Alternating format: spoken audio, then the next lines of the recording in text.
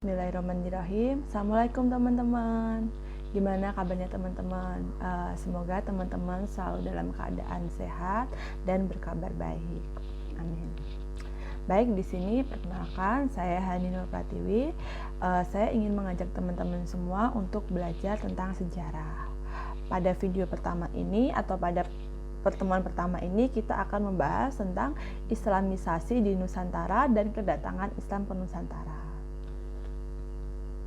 Baik, teori pertama datang dari ilmuwan dari Belanda.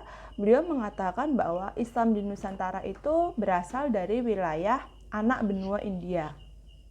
Pendapat tersebut ternyata ditelusuri lebih dalam lagi atau dikembangkan oleh ilmuwan Belanda juga bernama Snokhorgenje. Beliau mengatakan bahwa ketika Islam telah mendapat eksistensinya atau berkembang di beberapa kota pelabuhan anak benua India, ternyata banyak di antara penganut Islam di sana itu berprofesi sebagai seorang pedagang. Nah, pedagang di sini itu memiliki peran penting sebagai pedagang perantara perdagangan antara orang-orang di Timur Tengah dan masyarakat di Nusantara. Sehingga pedagang-pedagang yang berasal dari anak benua ini tadi disinyalir sebagai penyebar agama Islam yang akhirnya berkembang di wilayah Nusantara. Belum sampai di sini, analisis Snokhorgenje mengatakan bahwa abad 12 itu adalah abad yang diyakini atau dipandang sebagai periode mula-mula Islam disebarkan di wilayah Nusantara.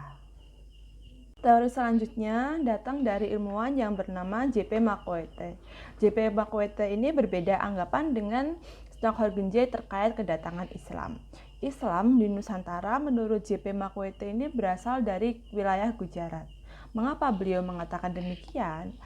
Beliau mengatakan demikian berdasarkan analisisnya mengenai batu nisan yang ada di wilayah Pasai.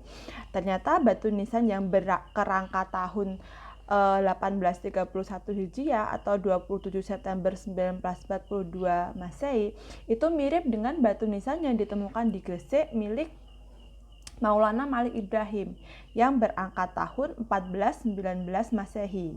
Nah, batu nisan yang ada di Gresik milik Maulana Malik Ibrahim itu ternyata memiliki bentuk sama persis dengan batu nisan yang ada di Cambay, Gujarat. Nah, dari persamaan batu nisan itulah Makoete menarik kesimpulan bahwa ternyata batu nisan yang diproduksi di Cambay di Gujarat itu tidak hanya digunakan untuk pasar lokal, tapi juga diimpor ke wilayah Nusantara seperti wilayah Jawa dan Sumatera. Nah, proses impor batu nisan ini disinyalir sebagai proses pembawa ajaran Islam orang-orang Gujarat ke wilayah Nusantara.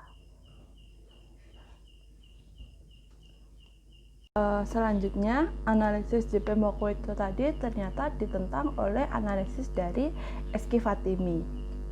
Melalui analisisnya, Eski Fatimi itu berargumen atau berpendapat bahwa batu nisan Malikusalah yang ditemukan di Pasai itu ternyata berbeda dengan batu nisan yang terdapat di Gujarat. Malahan argumen si Fatimi menyebutkan batu nisan yang ditemukan di Pasai tersebut sama dengan batu nisan yang ada di wilayah Bangladesh. Jadi kesimpulan dari Fatimi, Islam di Nusantara itu dibawa dari wilayah Bangladesh. Teman-teman, jadi teori mengenai batu nisan yang dikaitkan dengan asal mula Islam di Nusantara itu memiliki beberapa kelemahan. Salah satunya itu disampaikan oleh Marison. Menurut Marison, boleh jadi bahwa batu nisan yang ditemukan di Jawa, di Sumatera itu memang berasal dari Gujarat maupun dari Bangladesh. Namun tidak adil rasanya ketika kita langsung menarik kesimpulan bahwa Islam di Nusantara itu berasal dari wilayah Bangladesh maupun dari wilayah Gujarat. Karena pada kenyataannya ketika proses Islamisasi di Samudra Pasai, itu raja pertamanya itu wafat pada abad ke-13, yaitu pada tahun 1297 Masehi. Sementara pada abad itu di wilayah Gujarat itu masih berkuasa kerajaan Hindu. Barulah setahun kemudian wilayah Gujarat berhasil ditaklukkan oleh Islam dan masyarakatnya mayoritas memeluk agama Islam. Nah, Dari catatan Marison memang benar sih, Gujarat itu beberapa kali diserang oleh pasukan Muslim, yaitu pada tahun 1415 Hijriah, pada tahun 574 Hijriah, dan pada tahun 594 Hijriah. Jika di Gujarat itu adalah pusat Islam, ya akhirnya Islam dibawa ke Nusantara, disiarkan di Nusantara, ini berasal dari Gujarat. Berarti pada abad 13 itu harusnya Islam sudah berkembang di sana dong. Tapi kenyataannya belum. Ketika raja pertama Samudra Pasya itu meninggal, yang kita sudah memeluk agama Islam, ternyata di wilayah Gujarat itu masih berkekuh kerajaan Hindu. Nah teman-teman, memang sih di analisisnya Marison itu dijelaskan bahwa sejak tahun 415 Hijriah itu pasukan Muslim itu sudah beberapa kali ingin menaklukkan wilayah Gujarat, tapi belum berhasil. Baru berhasil itu pada tahun 698 Hijriah. Nah itu baru Gujarat itu dikuasai oleh orang-orang Muslim, atau kekuasaan Hindunya lengser digantikan oleh kekuasaan Islam. Teman-teman, ternyata di sini ada teori lain, teori yang datang dari Marison. Marison ini membuat analisis atau kelemahan dari asal usul Islam kok dikaitkan dengan batu nisan. Coba kita lihat ya teman-teman di sini.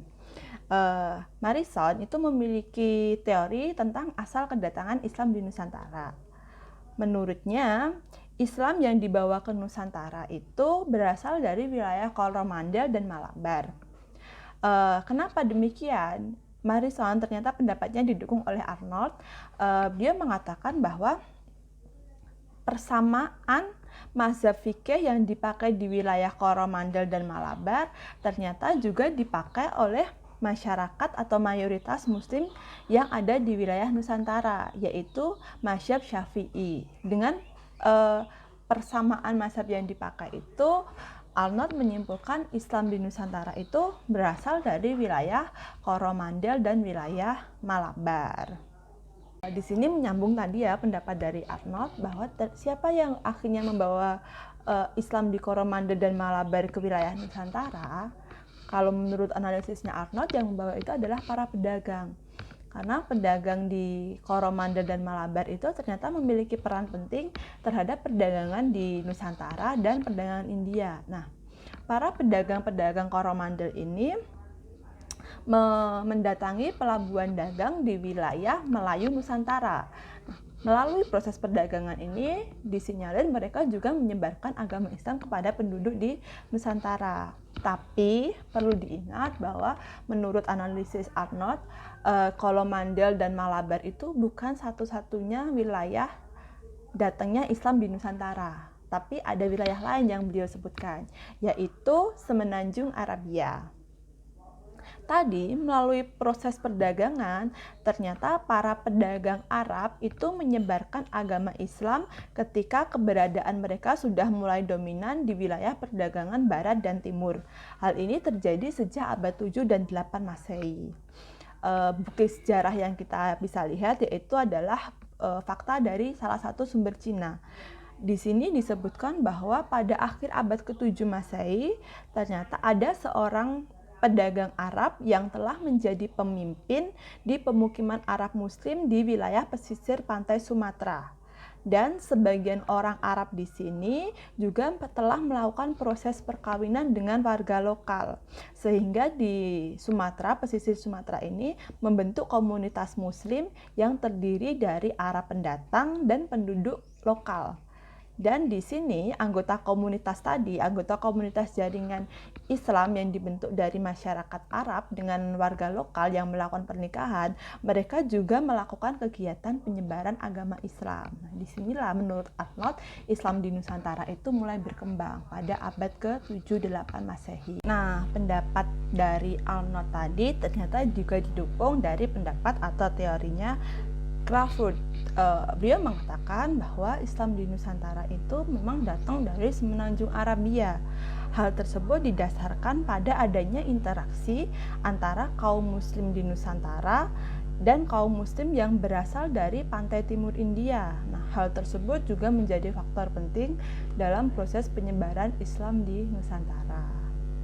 Teman-teman, di sini ternyata ada teori yang berbeda atau pendapat yang berbeda dari tokoh yang bernama Kaisler. Tokoh tersebut mengatakan bahwa atau berpendapat bahwa Islam yang ada di Nusantara itu, Islam yang dibawa ke Nusantara itu berasal dari wilayah Mesir. Hal tersebut didasarkan pada pertimbangan mazhab yang dipakai di wilayah Mesir dan mazhab yang dipakai di Nusantara, yaitu mazhab Syafi'i. Sebentar, ternyata masih ada teori lagi yang menyebutkan bahwa Islam di Nusantara itu berasal dari wilayah Arab. Ada teori yang namanya teori Arab. Di sini teori ini dipegang oleh Naiman dan De Hollander. Mereka tidak menyetujui ketika dikatakan Islam di Nusantara itu berasal dari wilayah Mesir, karena mereka menunjukkan beberapa bukti bahwa Islam di Nusantara itu berasal dari wilayah Yaman. Nah, teori ini juga banyak disetujui oleh berbagai ahli dari Indonesia. Bahkan persetujuan ini sudah dilakukan dalam 2 kali seminar mengenai kedatangan Islam ke Nusantara itu berasal dari wilayah Arab. Itu ada 2 seminar yang diselenggarakan pada tahun 1969 dan pada tahun 1978, bahwa Islam yang ada di Nusantara itu datang dari semenanjung Arabia yang dibawa pada abad ke-7 atau abad pertama Hijriah, abad ke-7 Masehi atau awal abad pertama Hijriah.